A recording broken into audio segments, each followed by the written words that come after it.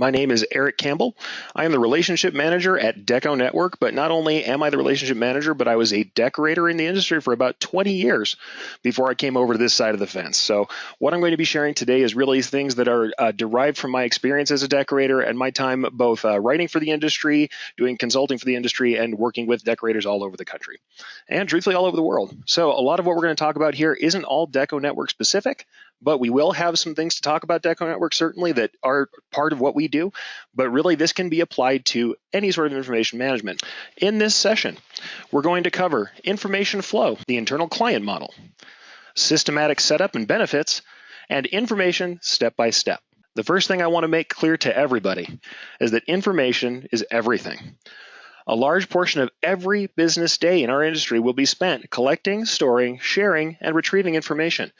We're in a business of custom decorating. With something that's custom like this, every step of the way, we have to have the correct information or we'll have errors. We're going to have losses.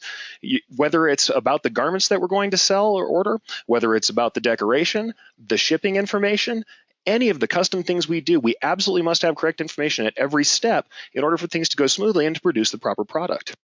This is why I feel it's incredibly important to have a system in order to work with that information and to have habits in place and models so that we can get our head around what we need to do as far as information is concerned. So what we're really dealing with here is information flow. We understand that when we have good workflow that we want a frictionless experience with information and goods and everything moving from one department to another, from one stage to another to the jobs fluidly. So really that's what we're trying to do in terms of information here is make sure that the information we get is complete, that we get it into our systems, that it flows throughout every stage of the process without halting. In order to understand what we've got going on in our systems currently, we can look for some symptoms of bad flow. If you have bad informational flow, you're going to see delays where things get hung up waiting for information that's not there, or when you're trying to find information or dealing with poorly sorted information that isn't everything you need to do at the stage that you're working on in your job. You'll have the worst thing, which is regressions, meaning you're going back from process to process, looking for someone else earlier in the chain to either look for information or deal with poorly entered information or to clarify information that doesn't make sense. You'll see stalling, wherein a job ends up in one part of the process stuck because even if someone has regressed or has looked for information, they can't find what they're looking for, or if we've gone to the point where we regressed all the way back to the customer, we're asking a customer for information that they aren't getting back to us in a timely fashion, and we're stuck waiting with our machines not moving and with orders in our queue not being worked on. At the worst stage, we can end up with losses, wherein improper information or possibly even just having items or other things missing in our stages because we're not moving information from place to place the way it should be causes us to literally lose things or to lose jobs because we've stalled, we've delayed, or we've been harassing the customer for things that we had to regress on to get information we are missing. So at the worst, you can even end up with losses just based on this informational flow going wrong. If you have a good flow, however, it's very easy to see. You'll find that your process is frictionless. People are not waiting, are not stalling. Things are moving through the system without any sort of hassle. You'll find that it's progressive. Rather than having all those regressions, everything is moving toward the end goal of delivery and, truthfully, of collecting funds and getting that job finished with the customer. Everything is regular, meaning that it can always be expected to work the way it should work at every stage. Everyone knows where information is going to be, and they're getting the information in a regular fashion every time. And it's complete, meaning that everything someone needs to do their section of a job is present and ready for them when they need it. The same thing is true of the jobs themselves. This means that a customer can expect they can get regular delivery on time and that the job will be complete and will regularly and predictably be exactly as they set it out to be in the initial interview. The reason why we're worried about good flow? Well, good flow means that there's less hassle. Nobody in your organization wants to have to stall, wait for information, or have to look around or stop what they're doing to get the information they need to do their job.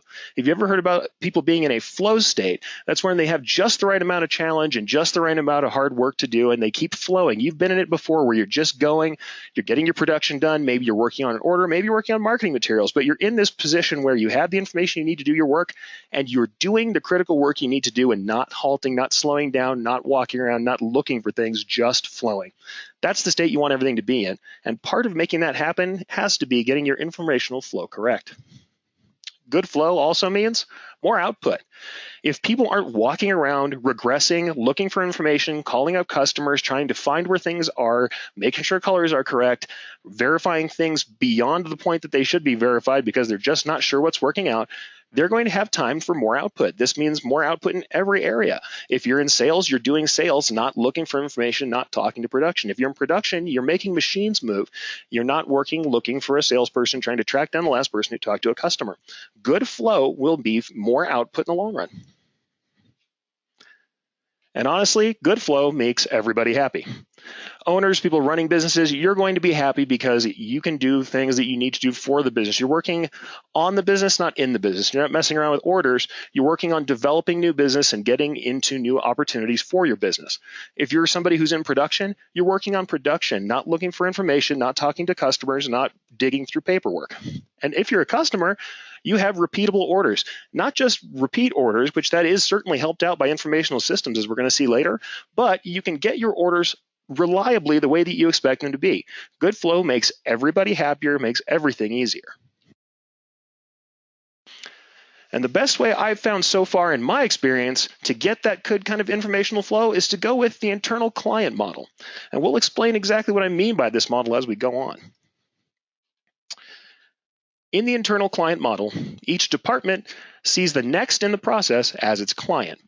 And what I mean by this, when we're talking about departments, this doesn't mean you have to have a massive compound. I mean, the place that I used to work, we had 3 buildings, pretty big compound, and we did actually have separate departments. But even when I've worked with very small shops with 1 person, 2 people working, you can consider a department to be a portion of your process. Sales being a portion of it, maybe purchasing, artwork and digitizing if you're doing embroidery. These things are individual departments, these pieces of the process, and each one should see the next part of that process as its client. And by that I mean that each department is tasked with delivering a finished product to the next department.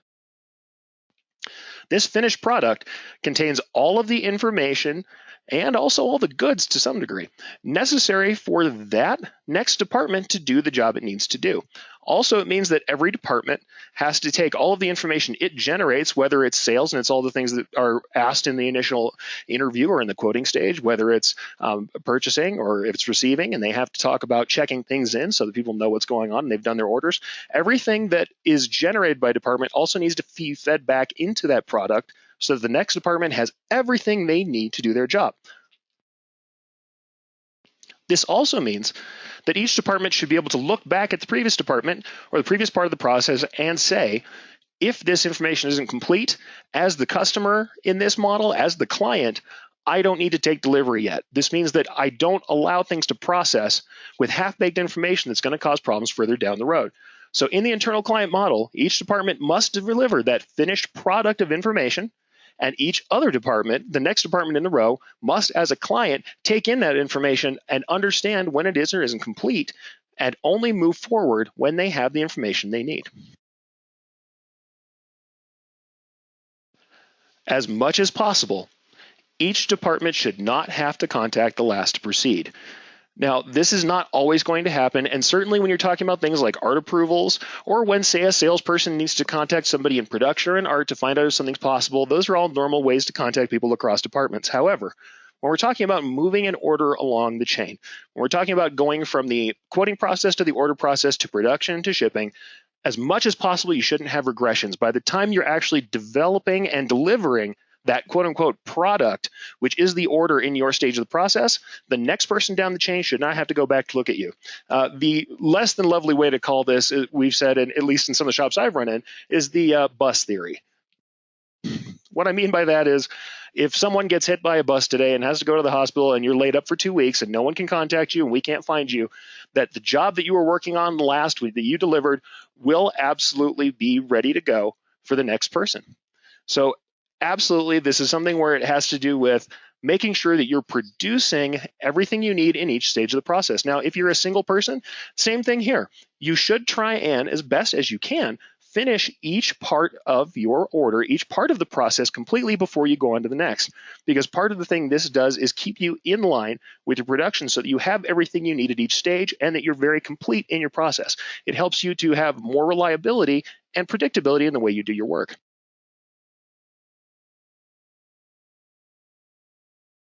And to do this, I suggest setting up systems. Now, it won't be surprising, especially because you guys are tuning in here to a Deco Network sponsored event, that I actually favor a cloud-based technology or a server-based system at least for managing the jobs information. That said, these systems that I'm talking about setting up are as much about habits and practices as they are about technology. No matter how you want to achieve this system, whether it's everything from a cloud-based system made for this industry, or possibly cobbling it together out of some different cloud-based services, a server-based service hosted in your shop itself, or even paperwork and a big filing cabinet, which is something I don't exactly suggest you do. But if you did, some of these processes we're going to talk about and the categories that these things fall into are still going to make sense. You still have to use the same kind of processes and the same kind of habits to make this work.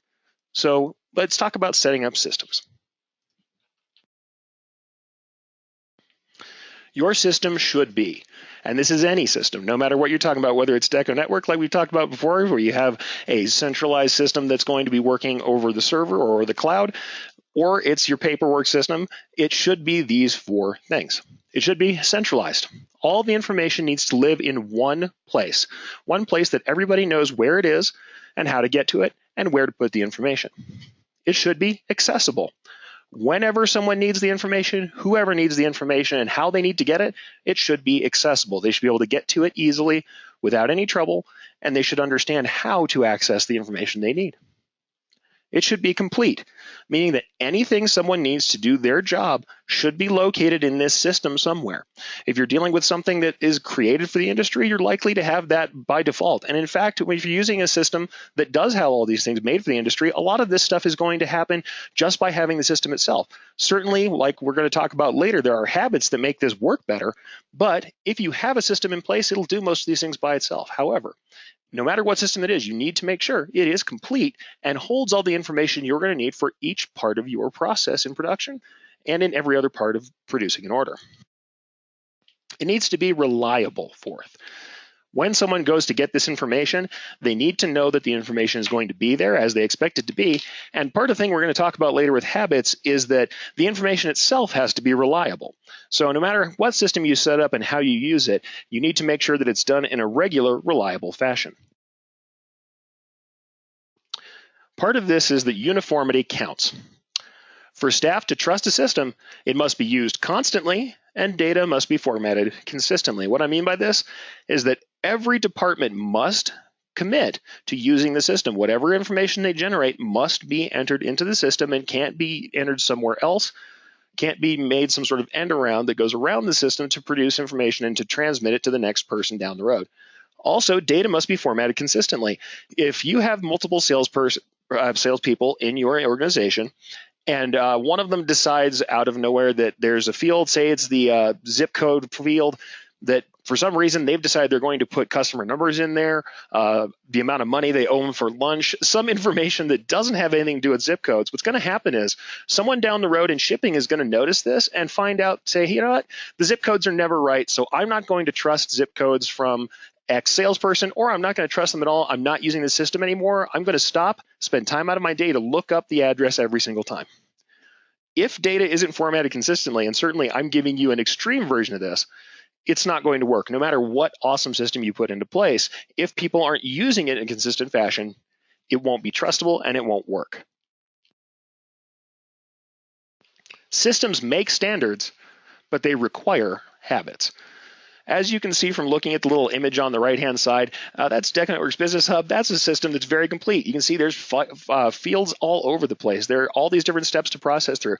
And every system made for the industry is going to be this way, where if you essentially just go ahead and fill out all the fields you find, the likelihood is you're going to have all the information you need. However, this requires habits. Every system can be defeated by somebody either using it appropriately or not using it at all. If the people in your organization decide so, they can find ways to mark things complete that aren't complete. They can mark things received that aren't received. They can enter junk information into any place they want to, and as long as it's formatted the right way, the system can't tell. So though the systems make the standards, they require habits out of everybody who's there. You must commit when you have a system in place, no matter what it is, to use the standards that are there and to use it constantly and consistently. Once again, let me stress, uniformity counts. Now, if you're using an online system or a system built for the industry, you're not going to have this problem, but those among you who decide not to yet, you need to use consistent item numbering, naming schemes, and communication methods. Now, even with a system, this can be important because if you decide, say you have Deco Network as we do, and you're starting to enter your own items, if you don't use consistent item numbering, or if different people in your industry or in your organization are numbering different items in different fashions, using different prefixes, suffixes, things like that, you're going to find that people can't find the information they need, then they won't trust it, or they won't understand what they're looking at. Same thing with naming schemes, communication methods. There are certain things that aren't going to be stored in any system. If you have files that need certain names for people to find them, make sure that it's always uniform.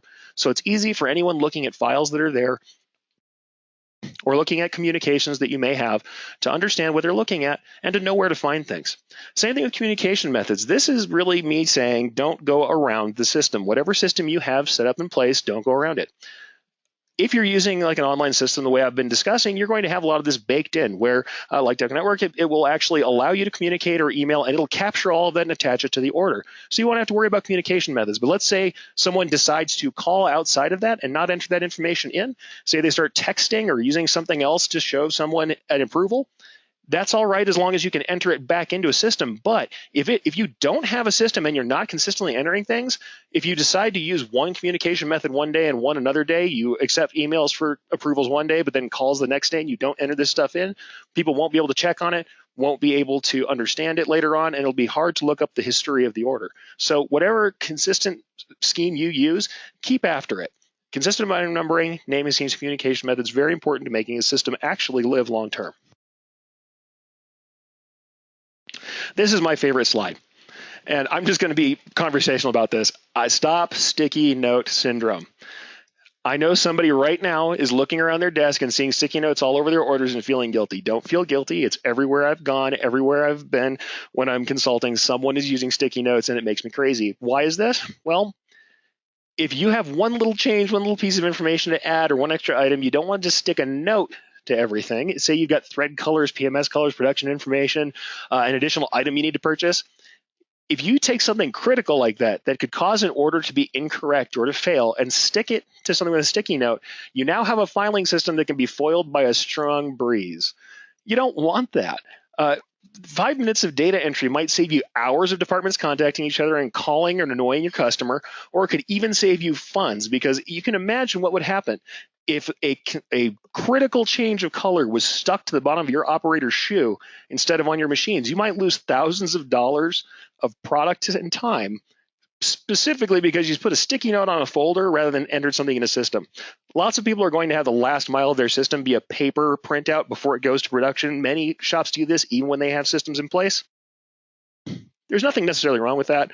However, I do implore you not to use sticky notes or anything that ephemeral when you're talking about critical information. And this is one of the things. Sticky note syndrome is also just a way to think of going outside of the system for anything. It's the same thing as calling back. Don't call back to your production people, tell them to change a color, and never enter it in the system, because when you go for a repeat order, or maybe when you add a piece, or maybe the one critical production person who knows what you're talking about is not in your place, when they go back to do that again, or hey, even if you're a single operator and you forget from day to day when you're working busily at all the different jobs you have to do that you had to change a color, you're going to produce a garment wrong and lose that cost and lose that time, and with that, the opportunity the time had involved in it. So don't use sticky notes literally, and don't use sticky notes figuratively. Don't use a temporary method to store something really important.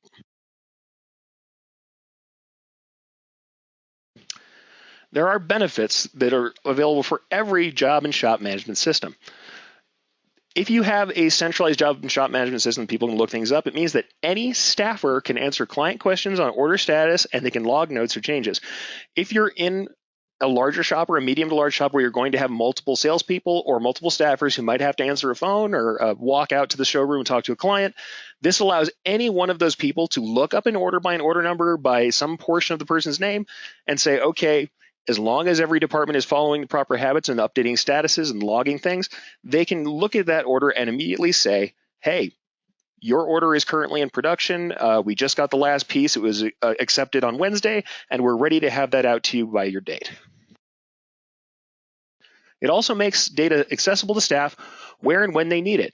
Depending on how you decide to do this with your staff, you could literally have terminals right by production where people can look up information at the last moment before they work.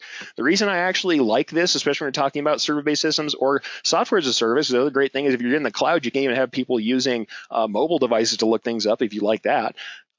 This means that if there are changes, you can make changes right up until the point of production. And as long as you put them in the system, make sure that they're properly noted, people will be able to instantly get that information at the moment they do production. They won't have a paper file printout that is going to get dated if a change has to happen. You don't have to go and pull paper files at the last minute if a change occurs.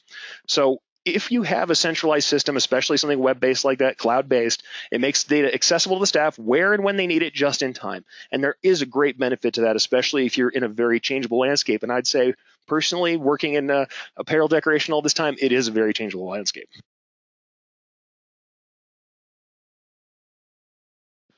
One of the other benefits people don't think about is that this differentiates you from less organized competition. In my previous world as a decorator, one of the things that we always sold on was the fact that we could always produce a repeat order correctly and to spec, even for massive amounts of history. We had many people, especially we had coaches who would show up for teams and just say, you know, I like that polo shirt you used 2 years ago, the red one. That would be very difficult to do in a paper file necessarily, especially if you've got someone who orders every month. And if you could look up and say, okay, about this time at this year, this coach from this team had this particular polo shirt with this decoration, pull that up immediately and be able to process that order.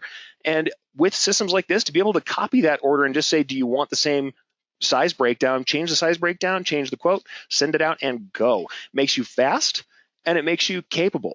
Also, it means that when they talk to literally anybody, the way I talked about this before, somebody that they call up, anyone who's in your shop and answers will be able to answer questions about your job. So it does mean that you just look like you know what you're doing, and your other shops who don't have that, who are shuffling through paper, might not.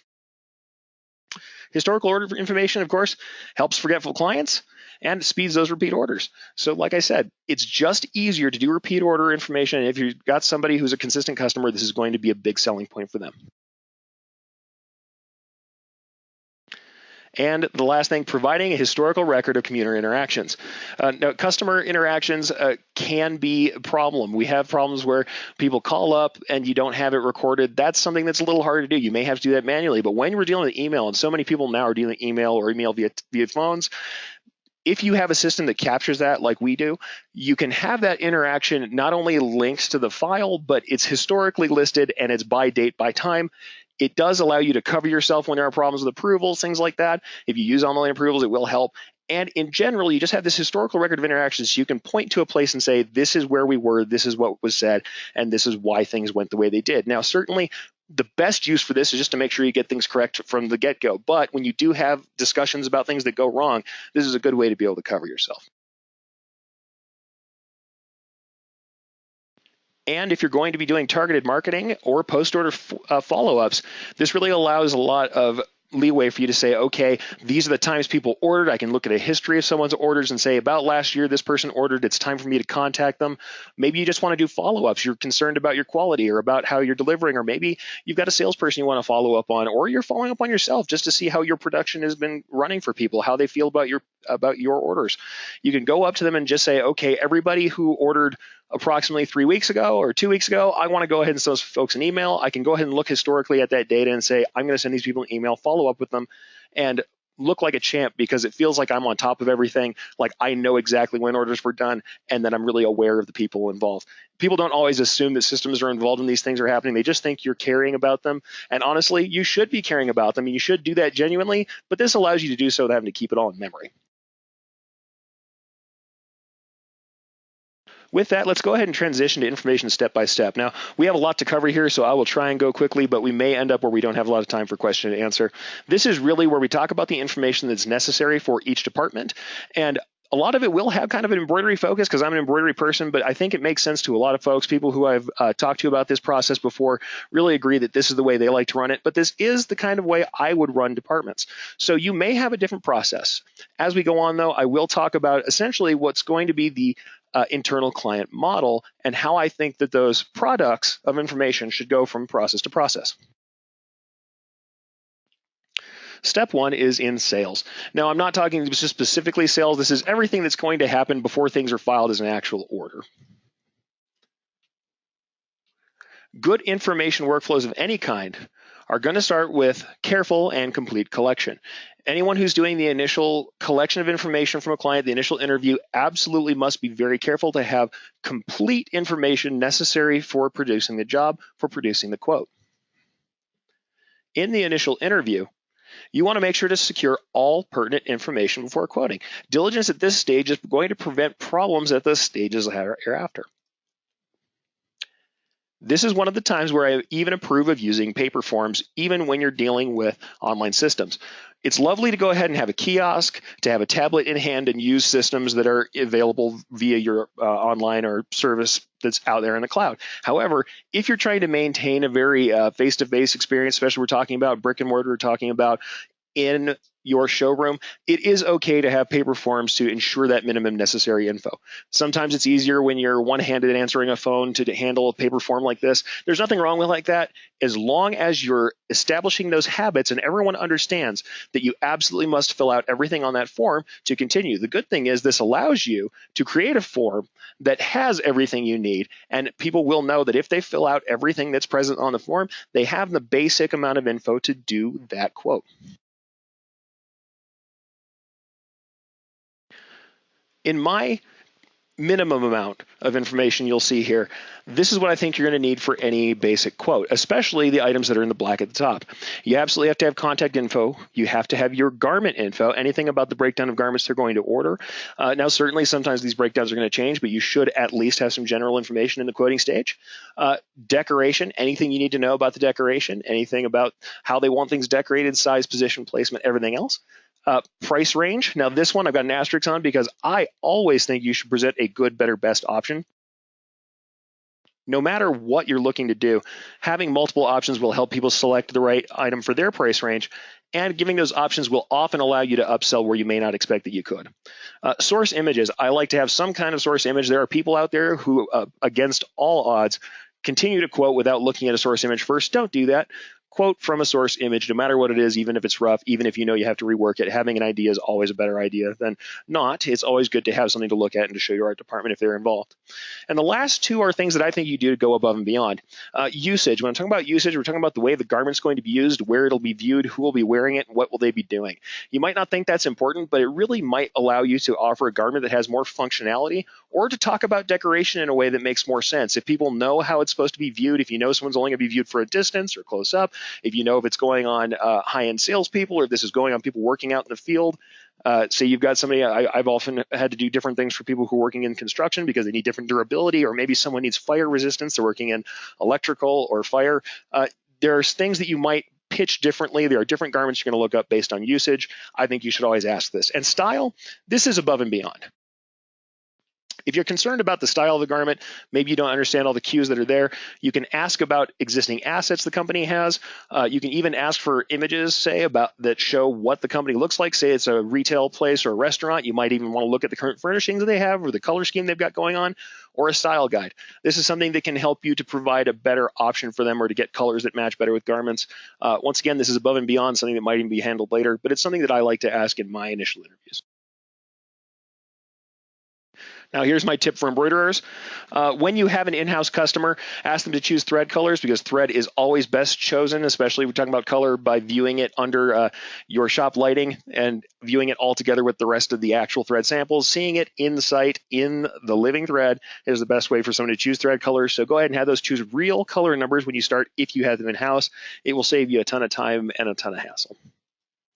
Also, it's a good time to ask for source files even during the quote. It's not that they're going to have these source files, but when you ask for the source files now and explain them, if you're dealing with somebody who's a functionary or who maybe doesn't have these assets or knows someone who will have the assets for their company, this gives them a chance to go look for the assets and find them before you get going further.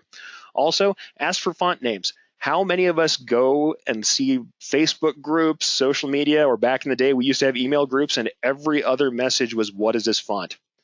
Ask for the font names. These days, people are doing design themselves more often, or they're involved with design more often than they ever have been because of the rise of this personal kind of design ethos. People are actually working on this stuff themselves. They may have the font or the name or be able to point you to it so that you have a chance of doing this without the endless searching that your art department will have to do to find fonts. With that, let's talk a little bit more about quoting. If you've done all that collection, you should have everything you need to send a quote without any trouble. Maintaining flow here depends on sending clear and complete information the first time. You have to realize that part of informational flow, especially at this stage, is getting things out to your customer and back in a timely fashion and completely. So just the same way that you're trying to make sure you have your internal client model, of course, we won't forget our external clients. When you're sending things out, always make sure that everything they need to make a decision is there in the quote. You shouldn't have to have them calling you back for things unless they make changes to the quote that's ahead in front of them. Now, certainly you're going to have people who may not give you counts or some such, then you'll have to contact them again to get final quotes. But really, if you can, the best way to do this is to get as close to that final order as you can on the first go and send them anything that you think they'll be concerned about. The other thing you absolutely should do is make requirements necessary and obvious. Anything that the customer is required to do, any necessary action they need to take should be obvious to the customer. If you ever dealt with promotional products vendors, they really have this locked down. Every time they send you an email, it will say, if you do not approve this within 7 days, your production date moves from this date and can't be guaranteed. They'll have something like that. They'll have a statement. If the customer is required to do something, whether that's the approval that you need them to do on the quote, whether that's a deposit before you're going to start working or full payment, depending on the terms they're on, make these necessary actions absolutely obvious to the customer during the quoting process. You're going to find that if you're using an online system, this may just happen automatically. But if you're not, you absolutely need to make sure that in your quote form or whatever kind of quote you send, or say you decide to send a special kind of mocked up quote, something that a system won't do just because you're trying to do something fancy or different, or you have multiple quotes out, make sure that in your quote form, in the way you send that information out, that any necessary actions are obvious to the customer. Your quotes should be clear and easy to understand, and they should direct customer action. Here you're looking at something from the back end of Deco Network. You can see that it has a big green approve quote button on the online quote system there, and you see that big green stamp says awaiting approval. Everything should be easy to understand, clear, and direct action to what you need them to do next. Your quote should be detailed. It should provide all of the necessary information needed for decision making. As you can see here on the right-hand side, you've got a full layout and mock-up, which should be there for your initial quote. It has all the quantities and sizes described. And what I like about this particular quote format is you even have a size chart based there, so you can have people look at that size chart, and if they understand the size chart, something you should explain to them, hopefully, when you're doing your initial investigation of what they need, they can look up and see if the sizes that they've ordered are really going to fit the people that they need to fit. So these are detailed quotes, and like I said, a lot of online systems are going to help you to do this, going to have this information baked in the way we do at Deco Network. But whatever quote system you decide to use or create your own quote forms, it should have all that information they need for the final decision making on the quote. A quote should be visual. It should show, not tell. I hate to say this, and some of you will be sad to admit it, I'm sure, and all of us will give a little bit to ourselves because we had this customer before, but some customers lack imagination. You can't just tell them what something looks like or tell them where the placement's going to be, because a lot of them don't really know what you mean, or they're not paying attention. The quote should be visual and show, not tell. So here are a couple of tips I have for quoting. Send a completed quote for approval, even if a customer trusts you. That quote unquote trust you can cost you thousands of dollars and a lot of time. It doesn't matter if a customer trusts you. Require an approval on your quote. I think it's just the best way to go. I know we've all had customers we have relationships with. We feel we can do this, but I'm here to say that even after 20 years, I had customers that I thought would never go afoul of this rule. We were trusted to have something put out, and we had to eat orders to keep that long-term customer happy because things didn't turn out the way they expected. Send a completed quote for approval if they trust you. Favorite email and web approvals. If you're using a system, this is automatic, but if you're not, always use an email or web approval if you can. Some way that saves communications and saves log times so that you know exactly when the thing was approved and who approved it if you can. Also, and this is every stage of the game, I'm going to say this several times because I'm hoping one of the times I say it, it gets through everyone's head who's listening today. Never take an approval with changes. Only accept on complete correct data. An approval with changes is not an approval. It's a request for changes for a new quote. Only accept a quote that you've sent out complete. If there's a change on the quote, if they need different items, if they need different sizes, if they change a color or the decoration or the placement, issue a new quote and have them approve that quote. A quote approval with changes is never an approval.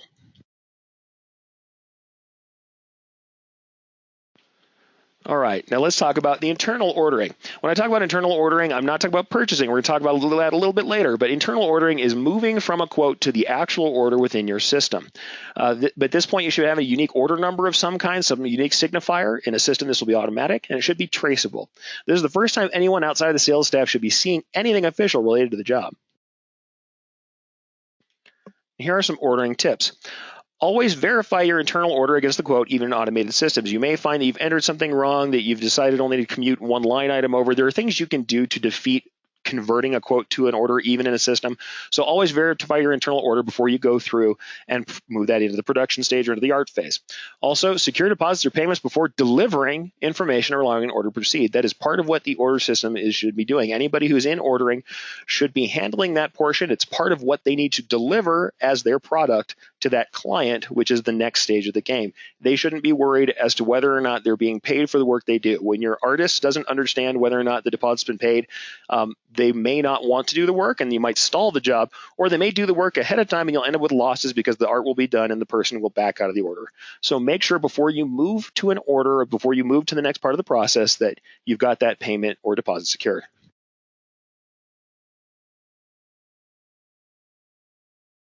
Always label assets. Printed art, art files, sample goods, anything that can't be stored in the system, anything physical with sensible uniform names and order numbers. Once you have that unique order number, make sure it appears on everything you need to send down the line. Also, file special instructions and assets with your pertinent departments. Not everybody does this the same way, but in any shop that I've suggested to use this kind of system, I think that the purchasing people, anybody else down the road, the production people, the art people, shouldn't have to go searching for samples, items with a salesperson.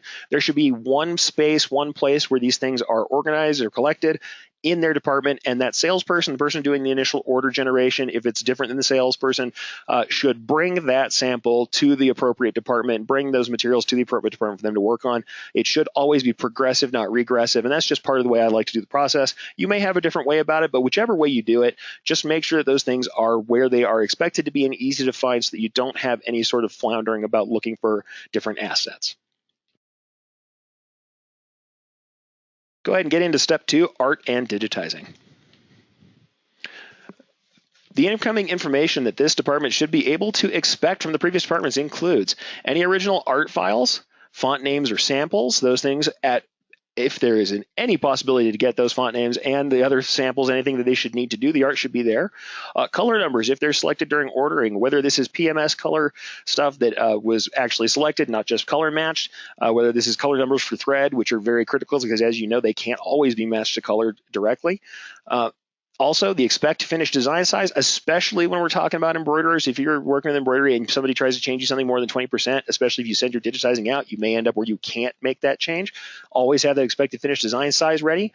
Anything about the garment specs and expected delivery dates. Everybody should be aware of these, even if they have different dates that are about the process that they're doing themselves. If you have dates for art or approvals on art, that's great. They should see the expected delivery dates for the overall order at all times. And that's every part of this process. I like to do a 3-tiered approval. Now, truthfully, that's more of an embroidery thing, and I'm an embroidery guy, so I make no bones about that fact. That's why I'll often do a 3-tiered approval, which does have a step that's not always embedded in every system. However, this is the 3-tiered approval that you can do, especially if you have very careful customers, very particular customers. The first stage is to do the quote approval. Print and embroidery, you're always going to want to have them approve a quote, which is going to approve the source art they've sent you, so you're showing that, yes, this is what you sent us, this is what we're working on, this is the quote, and a mock-up so you know where that art's supposed to go. Especially for embroidery, there's going to be a digital art approval. This is approving a digital preview of the initial digitized file, and as we'll see later, it's just for checking gross errors more than anything. And if you're working especially with embroidery, you may want to have a final or a photo approval. And also sometimes in print, you may have a press proof approval. And this approves the initial sample to make sure that the execution, colors, anything that's live that has to be checked. If you have a very picky customer, sometimes there's a way to get them past that last stage to make sure that they've got exactly what they want from the final sample actually run on the machines. Now, when you're talking about press proofs or when you're talking about people coming in installing jobs, I think these things should cost. I think that there should be some cost to them, especially if it's something that's going to be causing you to set up a job more than once. But these things are a way that I like to handle things, especially in embroidery. I will always want to do, if I can, a photo-based approval. Even though that's something that's not always stored in a system, it is something you can use system information and communications to do, though there are some caveats to that I'm going to cover. So the quote approval. Quote approval should catch gross errors and placement issues. This is really just so you can see if there's something absolutely wrong. We've used the wrong art. Something's not correct. We're not on the right garment. The colors in general are just not correct. This is just for those gross errors more than anything. When we get into the digital approval from embroidery, you're just going to catch errors in interpretation. Now, as you can see, this doesn't really look like embroidery. I have yet to find the software that gives you a 3D approval that really looks like an embroidered file. This is also why I talk about colors. You should always say, hey, these colors are not correct, and something we'll cover again. But this is so you just get gross errors in interpretation. If they're like, oh, I didn't want to have the big satin border on this, even though it's on the same color that we're running the garment on. I don't want that big satin border. That's something you catch in the digital approval. Maybe you'll see some things about stitch quality or stitch type or the way something's aligned that they don't like. These are just, once again, fairly gross errors in the interpretation for embroidery. You aren't going to do this mostly when you're doing print, unless you're doing some sort of process to the art that is somehow reflected digitally that you would show them. I still don't think it's something that print does as much, but for digital embroidery files, it's really important to do this. And the last stage in the three-tiered approval is to have the final of the proof approval. Now, I have color on there as one of the areas you can catch, but the reason there's an asterisk on that is that if someone is not local to you, is not coming in to see something themselves, and you're sending a photograph, there is no way you can tell, depending on the different devices that they're using, the different computer, the different phone they might have, exactly how that color is showing up. This, once again, is not going to be final colors. It's why I constantly stress that people should have either PMS colors or thread colors, very much thread colors if you can, chosen live when you have live customers.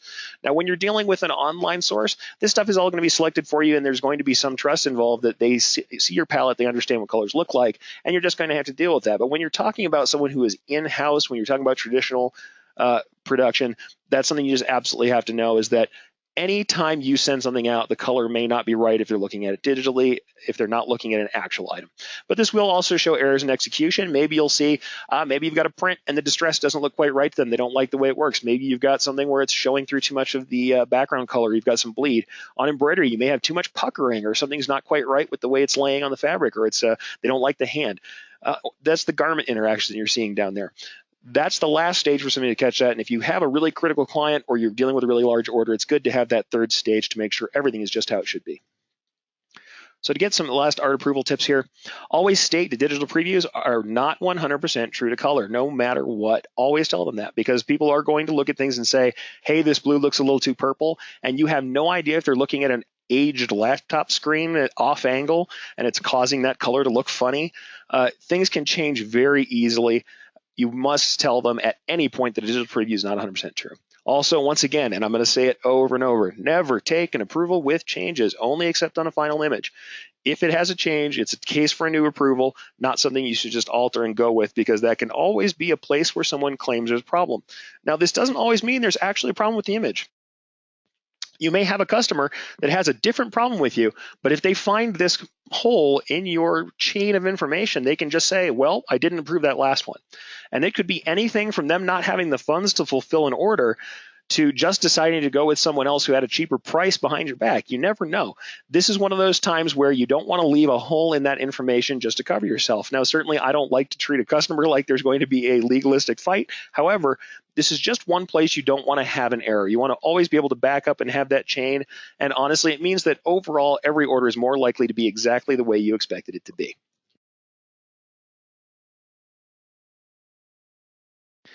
Now, production info tips. You always want to name all files with logical, readable names and customer numbers. So once you're getting done with your art and you're creating production files, you always want to have that logical, readable name. So this is something where if a production file isn't stored in a system, like in Deco Network, you actually have production files stored where people can pull them from the system. However, using a system that doesn't do that, you're definitely going to make very sure that files are all named with logical, readable names that people can find when they're looking in your system, especially once you have to do it manually. Also, any reference files, stitch files, or digital print production files, you want to have that in a central accessible location. If people have to go look up literally a reference physical print, make sure that it's not stored all over the place or in individual salespeople's offices. You want to make sure that's in a central location that anybody can get to at any time so they can do the work they need to do when they need to do it. Last little piece of information on digitizing information.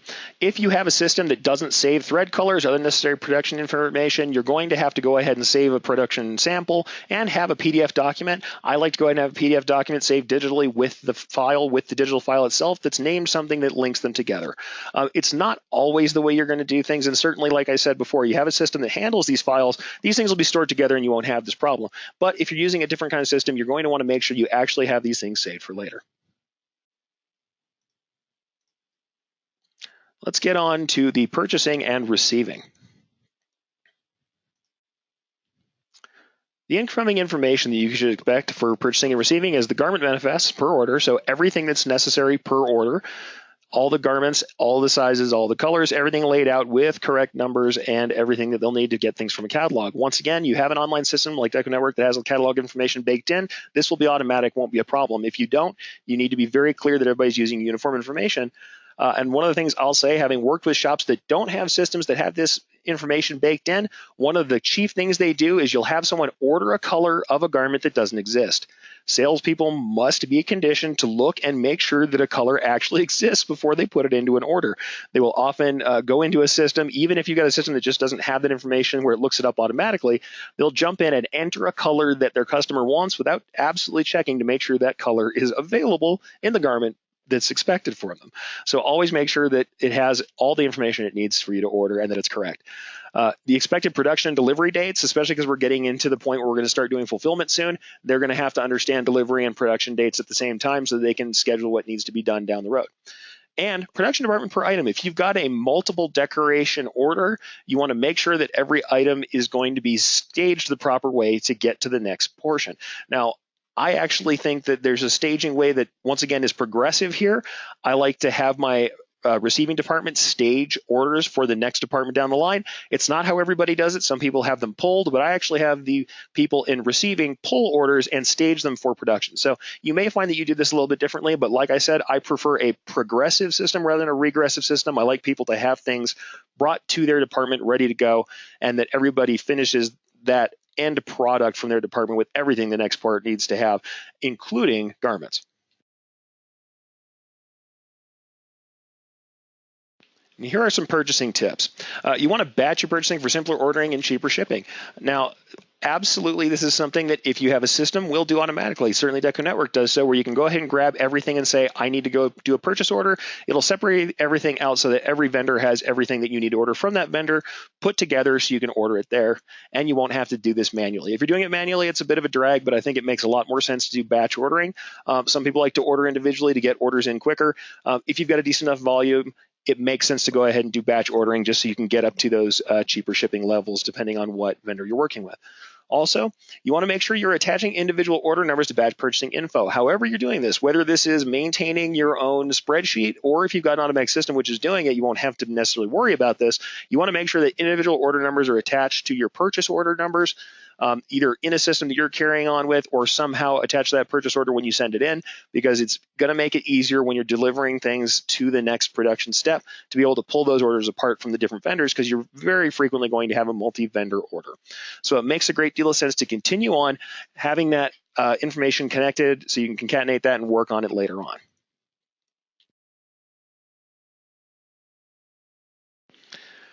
Another purchasing tip, don't substitute garments, styles, or colors without approval. I can't tell you how many times I've had an unhappy customer because when I was doing e-commerce, I would have production people not be able to find a garment and use a similar garment to get the job done.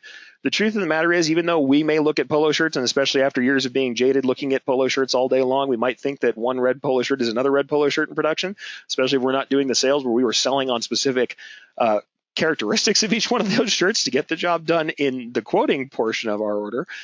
Some people will substitute similar garments and not get approvals. Don't do that. Get the approval done. Also, any substitutions, anything you change during purchasing is part of that information you have to deliver back to the system. As I've been saying throughout, anybody who makes a change, anybody who generates an important piece of information, especially when we're talking about those repeat orders, you're always going to want to make sure that's logged in the system, logged somewhere where you keep your information so that later on down the road, you know what the substitution was, even after the approval.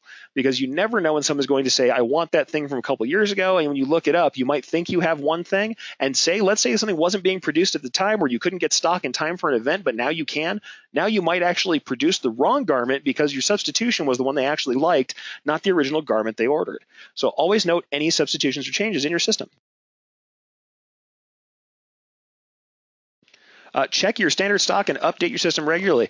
Don't have garments holding down the floor. I can't tell you how many times people with a system will end up reordering garments they already have sitting in their shop on the floor. Don't do this. Make sure your standard stock is noted in your system so that when people go to do their ordering, they pull from the stock first. Once again, automatic system, if you have that stuff set up where you've done your ordering always through the system, it won't be a problem. However, if you're not doing that, you need to make sure you're updating regularly, or if your stock changes, if you have to pull something from stock in order to fill an order or to deal with an error or something that happened in production, make sure you're updating that system, because just like anything else in the system, if those numbers aren't correct once, you may find that your employees never trust it again, and then they stop using the system and it becomes totally unusable once there's junk data.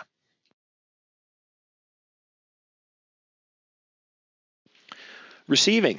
Once you receive orders, you definitely want to receive them against the bulk POs to make sure the vendor has actually gotten you what they promised to get you. We all know sometimes vendors have problems, just like we do, and they'll have something that comes in incorrectly, or they might not deliver exactly what they say they will. So you definitely want to receive against the bulk POs, but after that, you're going to be receiving against the individual orders. That's why it was so important to make sure that those numbers are linked. In receiving, you want to make sure you receive goods promptly and report errors immediately. This is another thing I've seen when people get busy. If they don't do things in a departmental fashion, they'll go ahead and receive a large chunk orders, not report things immediately, keep things on their stock. Maybe they're looking for an order that's going to be due far in the future, and for some reason they've ordered the stuff earlier. They'll find that something's wrong, too late to return it, or they start to have trouble trying to get something returned or getting credit for an item. Just do this promptly, report those errors immediately, and also file anything against the system as soon as something happens. Don't wait, because that way, anytime someone's looking for the status of the order, they'll be able to talk to a customer who calls in. So receive things promptly, report errors immediately, not only to the vendor, but also in the system so that people know where an order stands and why, if it's not in production, if there's some reason in receiving. Split your POs into individual orders for delivery. This is the internal client model again. Like I said, I like to have people go ahead in the receiving portion and split those orders into packaged orders that are going to be produced. That way we can stage those orders once we do actual physical workflow, stage those orders so that when production needs to go for an order, they have an order ready to go with everything they need in said order, packaged, ready for them to use without having to look for it. That way machines just run and people don't spend time looking for things. And here are some receiving tips. Package blanks into boxes or bins per order. I tend to like to do this to keep things in boxes that are labeled with an order number throughout the system so that there's never any guesswork when it comes to what's in what box. Even if we have to do this for multiple orders and we have quite a few of these boxes laying around, or we have small orders, I prefer doing this anyway, or having, even if it's temporary trays that have temporary labels. Any way you do this, make sure that an order number is connected to those blanks and that they're packaged separately. It's just one more barrier so that you don't accidentally run something incorrectly, because you may have in your shop, especially if you do, as you may do, say your Deco Network customers, say you're running with multiple client stores, you have multiple affiliates and they have the same garments in them. If you have two schools that have similar colors, you don't want somebody to accidentally pick up extra polo shirts in a similar color and run them all with the same logo, and you find out you run 2 or 3 different orders. Have these things separated at the end of the receiving process, and it just makes one more barrier so that you don't accidentally run something incorrectly. And this one can be a little controversial. Deliver individual jobs as they are completely received. It's very tempting, especially when we have large orders, to start running them before they're completely received. If you don't have to, if there is not a compelling reason, a very compelling reason to start running an order before it's completely received, I suggest you don't do so, because it's just another step where you can introduce an error. If your flow is working well and you're not under incredible rush times, usually you should be able to wait till the order is completely received to do this, or you should issue a back order and split the order up. Just because you're going to find out that you're going to either you're going to stall up an order because you've got it received and now it's sitting somewhere in finishing, maybe something happens to the garments, maybe something gets lost in the time before the next piece is received, or you're just going to end up forgetting that last piece later, or you have something else that happens between the two production runs that causes a difference, especially if you're not really handling your information well. So this is something where if you're handling your information very well, it may be easy enough for you to do. If you label everything, it's not the worst, especially if you're checking things in, checking things out right, and you're keeping counts. But I prefer, if at all possible, deliver individual jobs that are completely received. And in fact, if you're giving yourself enough lead time, the way to handle this production is to go ahead and take jobs that may be received completely, but are ahead of or are behind this job that's not completely received, and run those first to clear your production schedule. It's another way to handle the production schedule getting tight when you have big orders. But honestly, this is going to be up to you. I just prefer, if at all possible, to deliver everything from receiving when it's completely received and finished. The other good thing is, because we can look at these statuses as they update, if something does stall out because we've got a piece of an order that's not being received, it's something that we can follow up and check on live. We'll get to our final step here now in production and finishing. The incoming information that production and finishing should be able to have are production specs, design specs, thread, colorways, placement, garment and design combinations. They should have all the production specs. Why do we have all the production specs? Why is that important for receiving after this? Well, not only in production, but in receiving. I think receiving and finishing as the last step in QC, which I'll discuss again. So I want this to follow throughout. Certainly, all the production information needs to be there for the production people, no matter what department they're in. But I like to keep this with the order from here on out if it's something that you're printing out, if it's something that you're working on that fashion. Also, any embroidery files, you should have previews attached to these things, because, as you know, embroidery file itself doesn't store things. It's not quite like art. When you open it up, it doesn't look the way it should. Same thing can happen with art that has to have other processes done for it. So if you've got a mocked up preview of something, say something gets foil, include a mock-up of that print so that somebody can see what the finished garment is supposed to look like and what the customer saw for checking. Of course, garment manifest should be all the way through this process. Packaging requirements, because we're going to be going to packaging shortly hereafter. And then, of course, expected delivery dates should be at every stage of this process.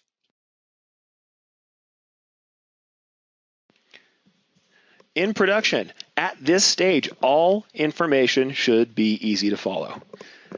I know I shouldn't have to say this, but it's surprising how many times I'll go into a shop to consult with them, and they really have a production person who is just running their legs off, making sure everything's ready to go, checking back with sales, checking back into orders, making sure approvals are happening.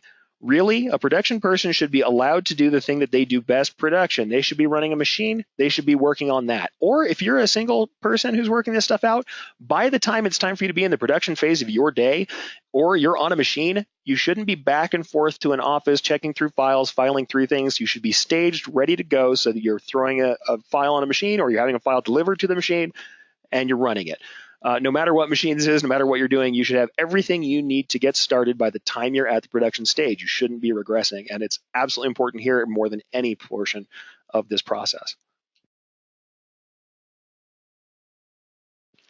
Now, especially for embroidery, I like to match the initial run to the approved sample every time. This also means that I run new samples every time I change materials. Now, some people say that's a waste of time. Honestly, I've had so many times where we've had to have changes based on the different kind of materials, or so many times where someone has made an order without thinking about whether an order of garments was really appropriate for a kind of design they were running. Every time that has happened, I've had problems with that. I've had slowdowns and stalls that I think it makes much more sense to go ahead and run initial samples, and definitely to have samples on hand and match your initial production run.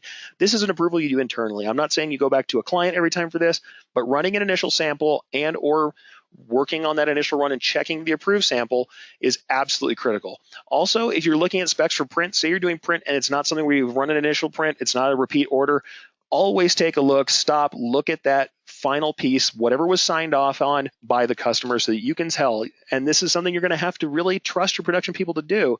If they see something that looks grossly different between what they've executed and what the customer approved, they should be able to be empowered to stop and say, this might be an issue.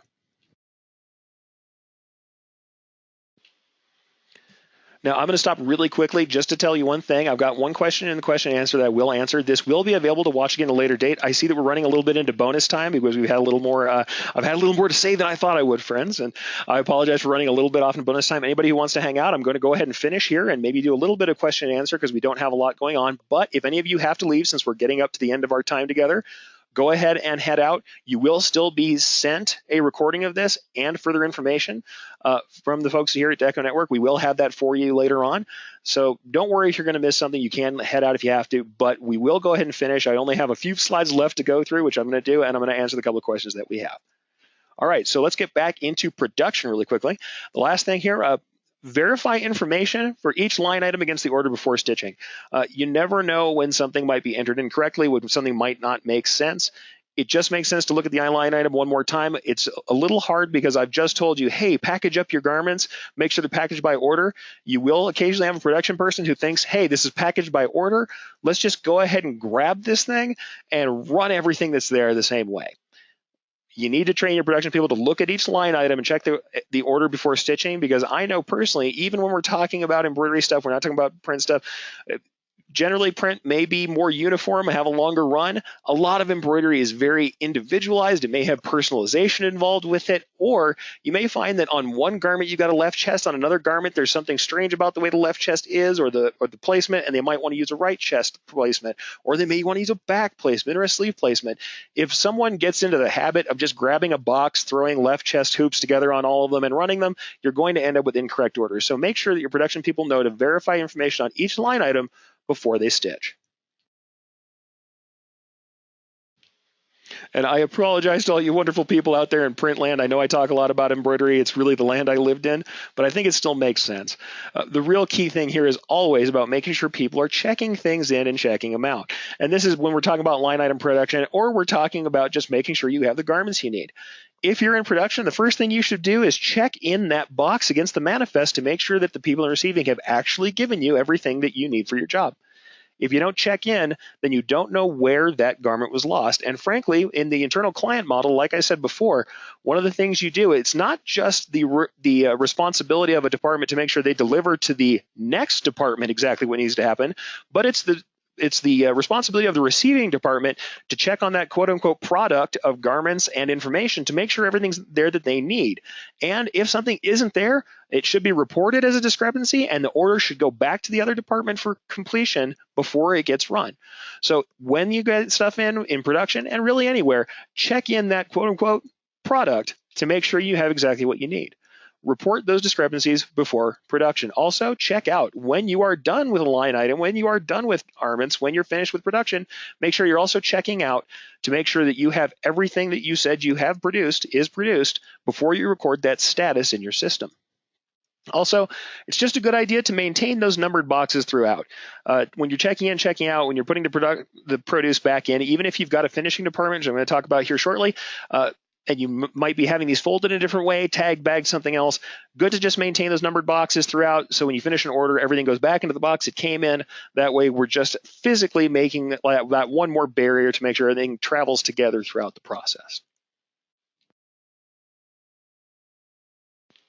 Last tip here, document any changes in execution. Once again, this is when we're talking about not only just repeat orders, but when something goes wrong with the pickup, when someone doesn't like how something's been executed, you want to be able to find where that change happened if it's bad, or if it's something that they want to repeat, you want to know that later on down the road.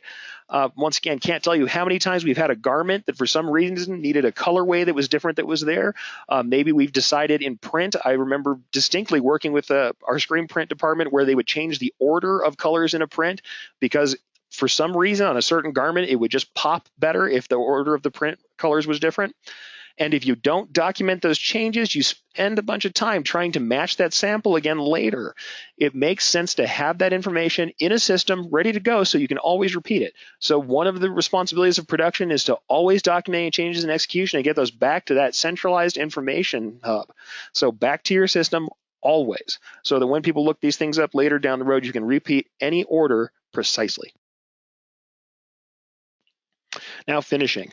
I like to call the last department finishing. Some people will say that it's something else. I really like to say finishing because I like them to think that they are the last step. This is the finish. Now, we know that there's still fulfillment and we have to ship things, but these are the people who have the last chance at quality control.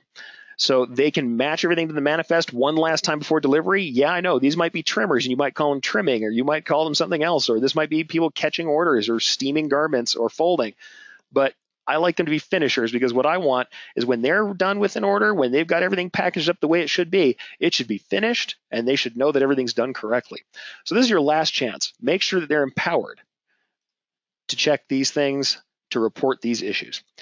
Sometimes you'll have finishing staff who like to do the magical trick of finding the best looking sample and sticking it on the top of a stack so things look like they're done well. When you find that, you should always go back and say, this is not what we want. We always want to find a problem. Reward finding problems, don't reward hiding problems.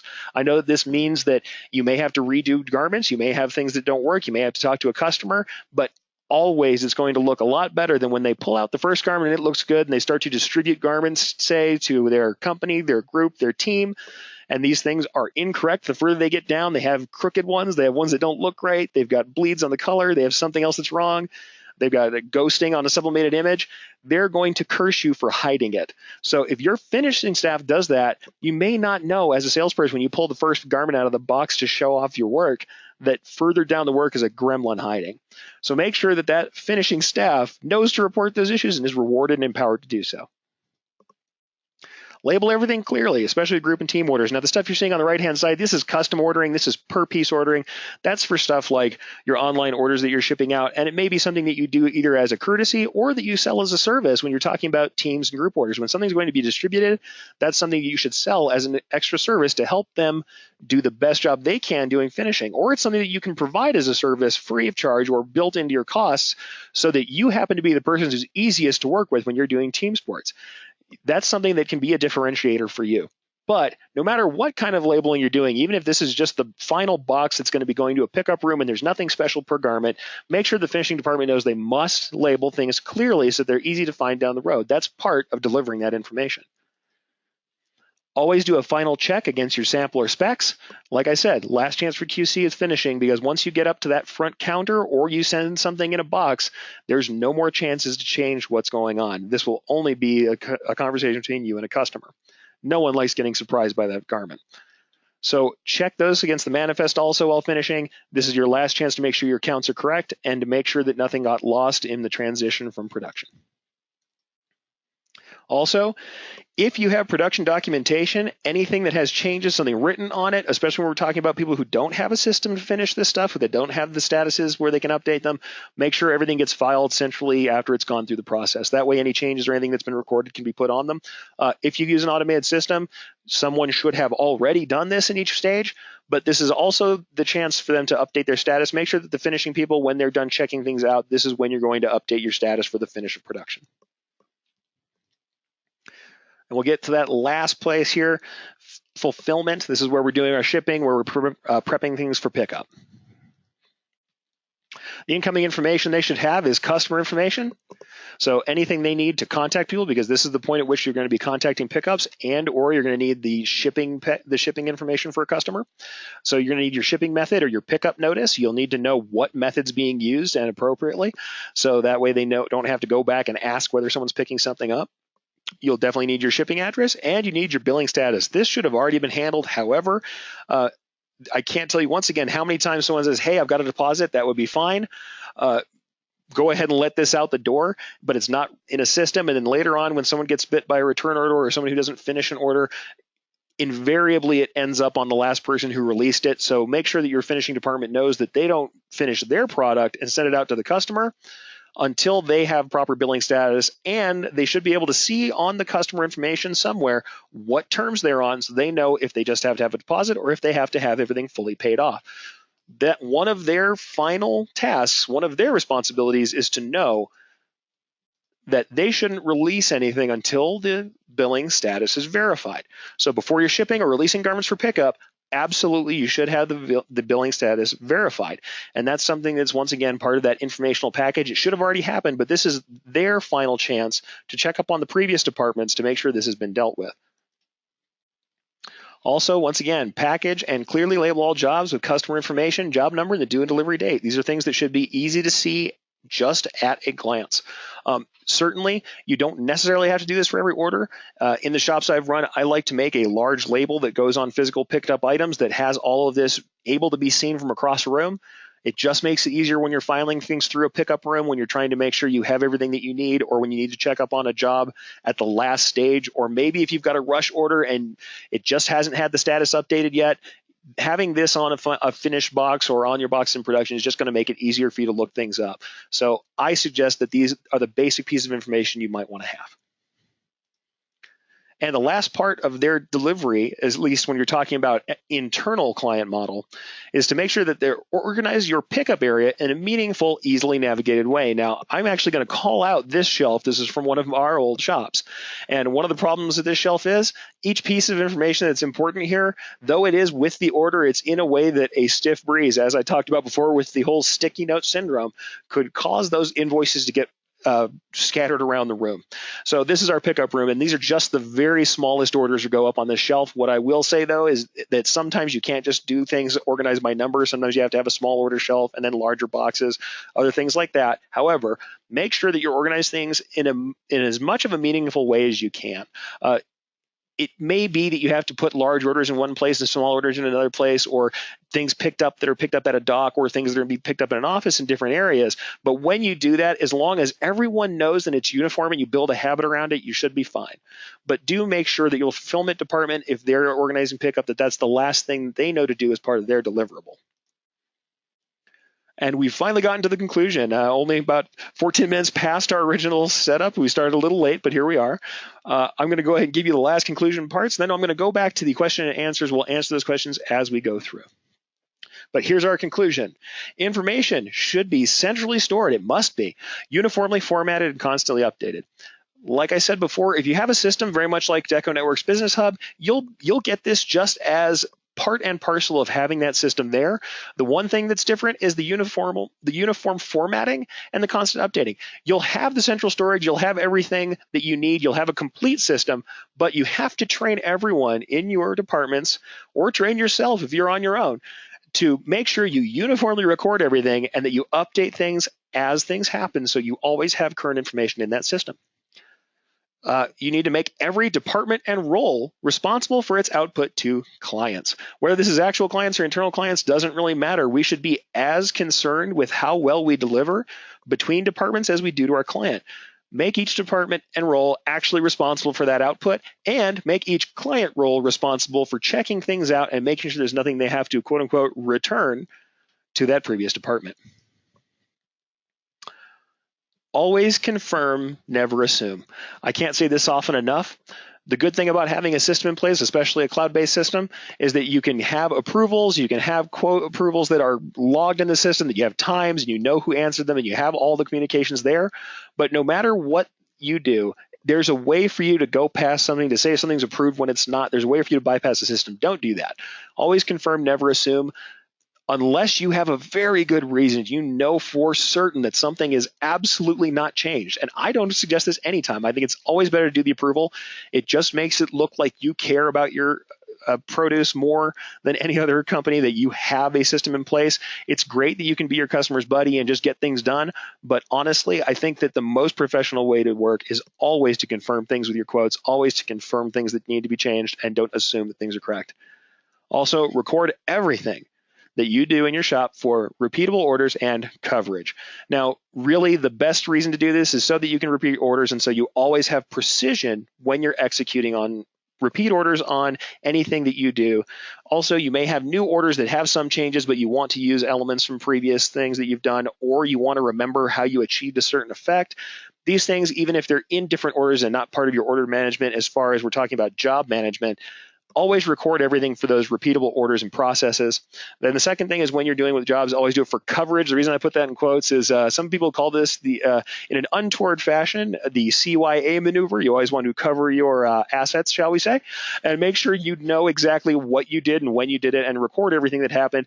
This also includes if you get an errant cell phone call because you've given someone your personal information rather than have them going through a business call or having them do an email. Make sure you always record those calls. You have dates and times for those things, especially when it's anything critical to an order, because you never want to be caught out without that information when something goes wrong, especially.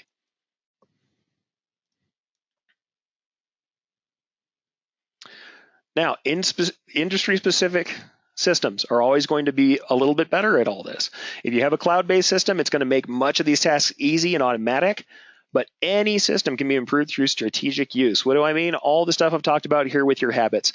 Even if you fully disagree with the way that I've organized the different systems, the different parts of the process, make sure whatever part that you use, make sure whatever way that you handle this is done in such a way that is repeatable, that is consistent, that is constantly used. So make sure you're thinking about the strategy of why you're doing this information the way you are, and make sure that you're selling yourself as a company as someone who does take this kind of care, because what you're going to find is that other companies may not take this amount of care with their work. They may not be able to repeat orders as easily as you do. They may not be able to deliver the way you do, and they may not have that awesome customer service where anyone who calls can get any salesperson, any person down the production line and find out exactly what's going on.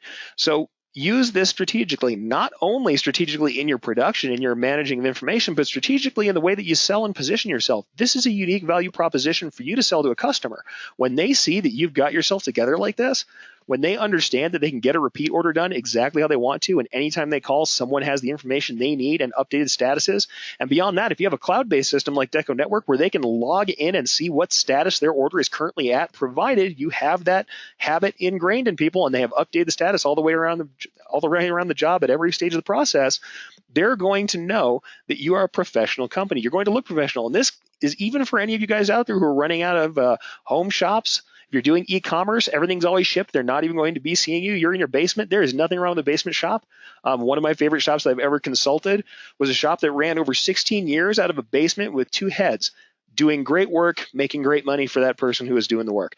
And I have no problem with small shops, but I still think that you can use some kind of information gathering like this so that you have complete information, that you're consistent, and that you have repeatable results every time. It makes you look professional. And honestly, if you're a small shop, it makes you look bigger than you are. And if you're a large shop, it's all about efficiencies. This makes you more efficient, makes your jobs make you more money, because you won't be wasting time doing things that don't make sense, running around looking for orders, having those regressions, having those stalls, having those losses. You're going to avoid a lot of that just using a system of information management strategically.